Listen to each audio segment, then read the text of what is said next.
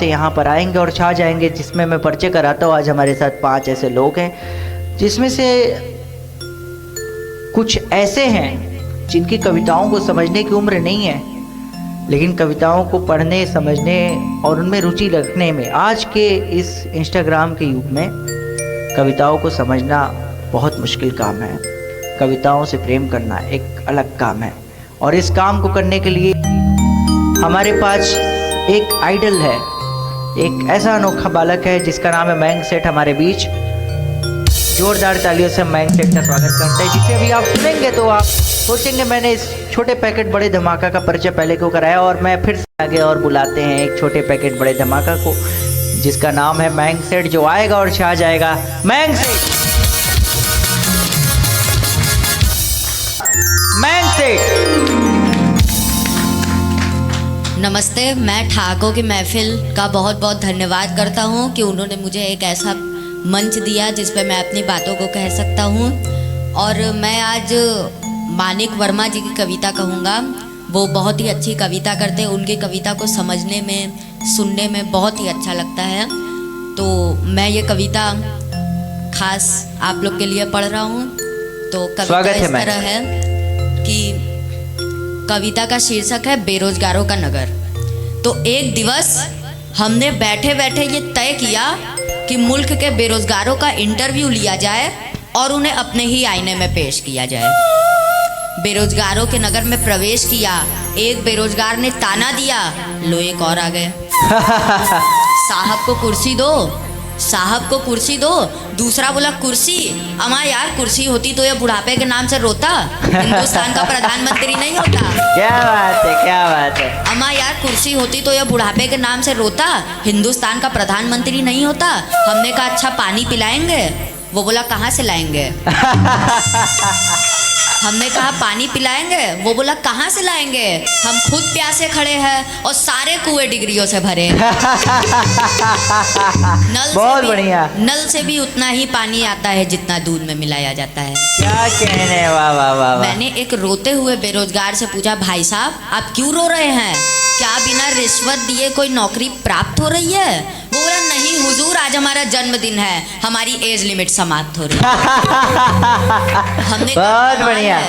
हमने कहा कमाल है, 25 साल का जवान खून बेकार और 85 साल का बूढ़ा खून इतना जोरदार कि सब सुविधाएं पाए और जवान खून सड़कों पे सुखा दिया जाए। हमारे संविधान से कहना चाहिए कि एज लिमिट मंत्रियों के लिए भी रहना चाहिए।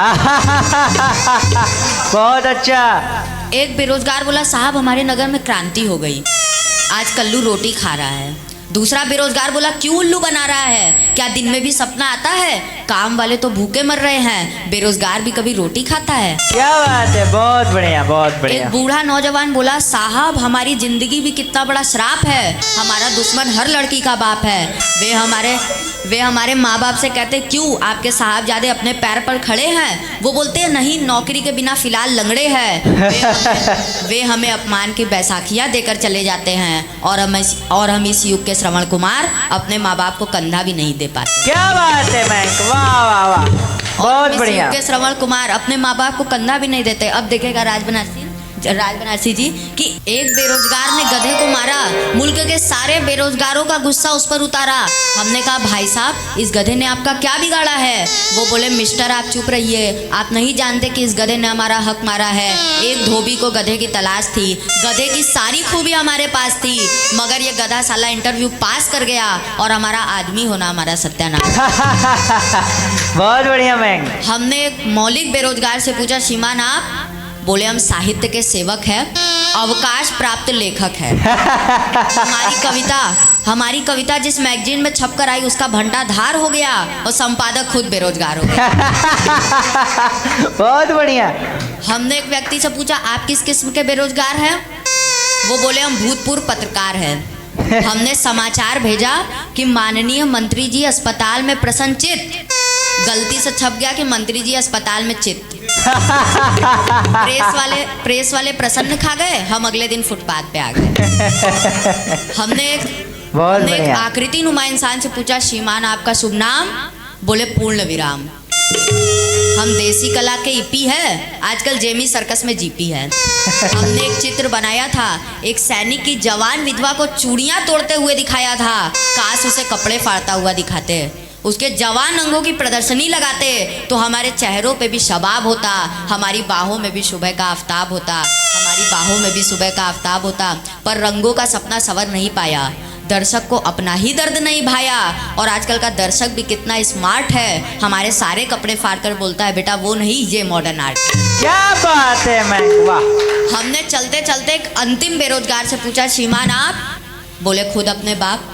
हम इन बेरोजगारों में सबसे बड़े हैं, आजकल चुनाव में खड़े हैं। क्या कहने, वाह। जीत गए तो रेल में, हार गए तो जेल में। हमने कहा क्यों बहुत बढ़िया। हमने कहा क्यों तानाशाही की भाषा बोलते हो, लोकतंत्र को तानाशाही से तोलते हो? वो बोला मिस्टर, जब योग्य प्रतिभा का आत्मविश्वास टूट जाता है तो अंधी प्रेरणाघात अपने आप छूट जाता है। क्या बात है मैं, बहुत अच्छा। हमने कहा तब आपका चुनाव चिन्ह क्या होगा, बेरोजगार? वो बोला नहीं यार, हाथ में बंदूक थामे गहरी नींद सोया हुआ चौकीदार। क्या बात है। डकैतों के लिए खुला इस्तेहार। हमने कहा ऐसा कर दो यार कि इस 21वीं सदी के आगे एक प्रश्न चिन्ह छोड़ते हुए, बंदूक की नली अपनी गर्दन की तरफ मोड़ते हुए, घोड़ा दबाता हुआ इंसान, न जिसके लिए जमीन न जिसके लिए आसमान। बारूद का धुआं इतना गहरा हो जाए, बारूद का धुआं इतना गहरा हो जाए कि अपने आप घबरा के सवेरा हो जाए। क्या बात है मैं, क्या बात है, क्या बात है, बहुत बढ़िया, बहुत अच्छा। तो अभी आप सुन रहे थे मयंक सेठ को, जो कि कमाल का, इसकी कितनी उम्र है मयंक तुम्हारी? 13 साल का उम्र, और व्यंग की इतनी कठिन कविता जो बड़े बड़ों के आँख खोल दे।